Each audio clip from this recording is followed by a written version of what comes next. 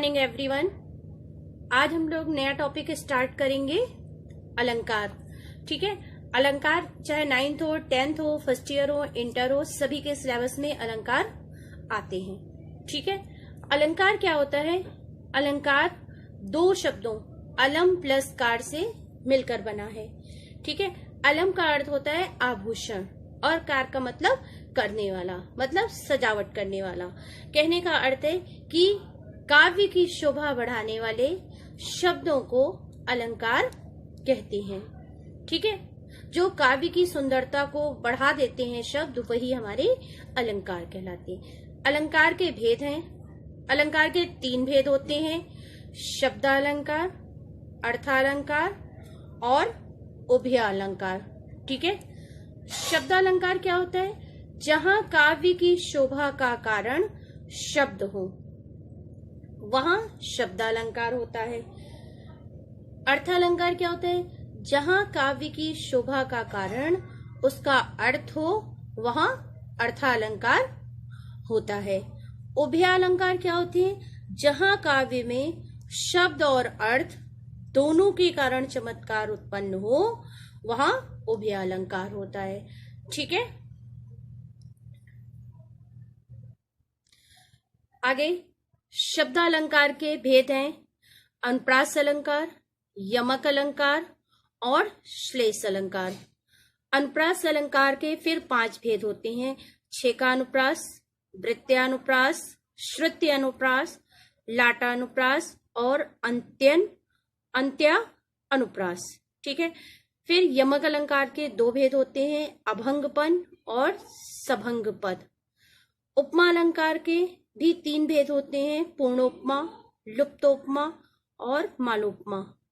ठीक है, फिर रूपक के 3 भेद होते हैं: सांग रूपक, निरंग रूपक और परंपरित रूपक। उत्प्रेक्षा अलंकार के होते हैं: वस्तुत उत्प्रेक्षा, हेतुत उत्प्रेक्षा और फलोत उत्प्रेक्षा। ठीक है, उसके अलावा भी अर्थालंकार के भेद हैं: उपमा, रूपक, उत्प्रेक्षा, भ्रांतिमान, संदेह, अनन्वय, प्रतीप, अतिशयोक्ति और दृष्टांत। ये जो है सभी अर्थालंकार के भेद हैं। ठीक है, अर्थालंकार के भेद जो हैं, उसके बाद ये अलंकार और उनका वर्गीकरण जो है ये कंप्लीट हो जाता है। ठीक है, इसके बाद हम पढ़ेंगे अनुप्रास अलंकार और उसके भेद। ठीक है, अब हम देखेंगे अनुप्रास अलंकार क्या होता है।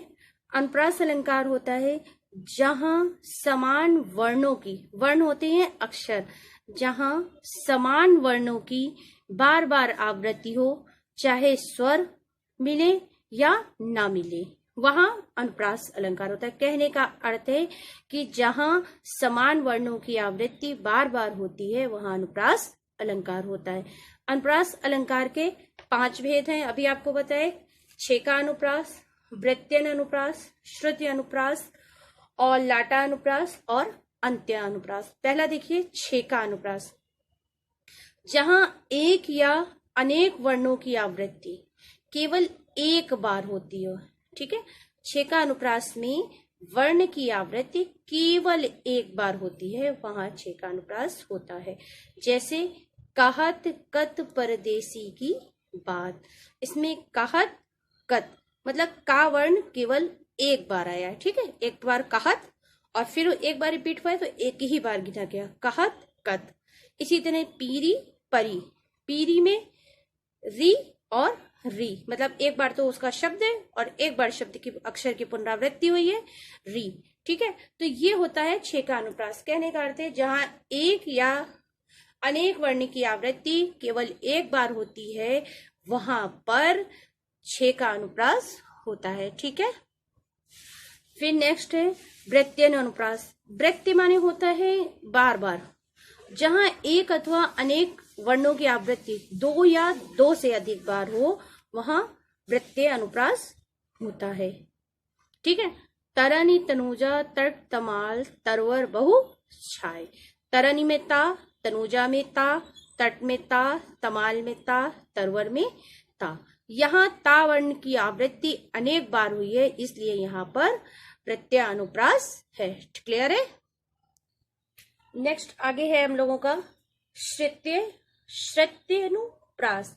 ठीक है, श्रुत्यनुप्रास का मतलब होता है जहां पर सुनने के जो और बोलने के अक्षर तालु होते हैं उनके लिए, जहां कंठ तालु आदि किसी एक ही स्थान से उच्चरित होने वाले वर्णों की आवृत्ति होती है वहां श्रुत्यनुप्रास होता है। ठीक है, जैसे तुलसीदास सीदत निस दिन देखत तुम्हारी निठुराई। ठीक है, यहाँ दंत वर्ण, ठीक है, ता, दा, रा, ना, ठीक है, ये दंत वर्णों की आवृत्ति हुई है, इसलिए यहाँ श्रुत्यनुप्रास है। ठीक है, फिर नेक्स्ट है लाटानुप्रास, जहां शब्द और अर्थ की आवृत्ति हो। ठीक है, अर्थात जहां एकार्थक शब्दों की आवृत्ति होती है वहां जो है लाटानुप्रास होता है। ठीक है, जैसे वे घर हैं वन ही सदा जो हो ये बंधु वियोग, वे घर हैं वन ही सदा जो नहीं बंधु वियोग। कहने का अर्थ है इसमें शब्द और अर्थ वही है, लेकिन जब हम इनको व्याख्या करते हैं, अन्वय करते हैं, तो इनके अर्थ में भिन्नता आ जाती। कैसे? जैसे जो क्षेत्र होता है, जो इसमें वन है, वन ही सदा जो हुई है बंधु वियोग। ठीक है, वही वन है जो वियोग का कारण है।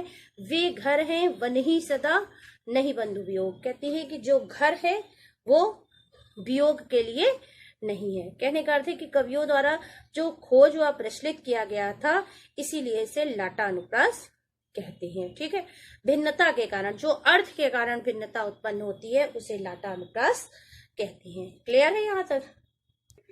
नेक्स्ट है अंत्या अनुप्रास। अंत्या का मतलब ही होता है कि अंत में, जब छंद के शब्दों के अंत में समान स्वर या व्यंजन की आवृत्ति हो, मतलब शब्द के अंत में, ठीक है, समान स्वर या व्यंजन की आवृत्ति हो, वहां अंत्या अनुप्रास अलंकार होता है। ठीक है, जैसे कहत नटत रीझत खिजत मिलत खिलत लजियात भरी भवन में करतु है नैनन ही सो बात। इसमें देखिए कहत में ता, नटत में ता, रीझत में ता, खिजत ता, मिलत ता, खिलत ता, लजियात में ता। इसमें अंत में ता वर्ण की समानता के कारण यहाँ पर अंत्यानुप्रास है। तो ये अनुप्रास के पांचों भेद यहाँ पर कंप्लीट हो जाते हैं। सभी को क्लियर है? अब नेक्स्ट अलंकार हम लोग देखेंगे यमक। यमक का अर्थ होता है युग्म या जोड़ा। ठीक है, इस प्रकार जहां एक शब्द अथवा शब्द समूह का एक से अधिक बार प्रयोग हो। ठीक है, एक शब्द एक से अधिक बार प्रयोग हो और उसके अर्थ अलग अलग हो, उसे हम यमक अलंकार कहते हैं। जैसे आपने एक उदाहरण सुन रखा है, कनक कनक दे सौगुनी मादकता अधिकाए, या खाए बौराए या जब पाए बौराए। ठीक है, यहाँ पर दूसरा उदाहरण देख लीजिए, ऊंचे घोर मंदिर के अंदर रहन वाली। ऊंचे घोर मंदिर के अंदर रहत है। ठीक है, यहाँ पे पहले मंदिर का अर्थ है महल। ठीक है, मतलब महलों की रहने वाली, और दूसरे मंदिर का अर्थ है गुफाएं या पर्वत की जो गुफाएं हैं। ठीक है, इसलिए यहाँ पर यमक अलंकार है। जैसे कनक कनक में एक कनक का अर्थ सोना और दूसरे कनक का अर्थ धतूरा, ये यमक अलंकार है। या तीन बेर खाती थी, तीन बेर खाती हैं। बेर माने समय और बेर माने फल, ये सभी यमक अलंकार के उदाहरण है। लास्ट श्लेष अलंकार, जिस समास के एक से अधिक अर्थ होते हैं उससे श्लेष अलंकार कहते हैं। ठीक है, मतलब एक शब्द एक बार आए, मतलब एक बार आए और उस एक से अधिक बार आए और उसके सबके अर्थ जो हैं वो अलग अलग हो, उसे हम श्लेष अलंकार कहते हैं। एक शब्द एक से अधिक अर्थ निकलते हैं उसे हम श्लेष अलंकार कहते हैं। रहीमन पानी राखिए बिन पानी सब सोन, पानी गए ना उबरे मोती मानो शब्द। इस उदाहरण में तीसरी बार प्रयुक्त पानी शब्द जो है वो श्लिष्ट है, पानी गए ना उबरे। ठीक है, पानी के बिना ये तीनों चीजें उबर नहीं सकती हैं।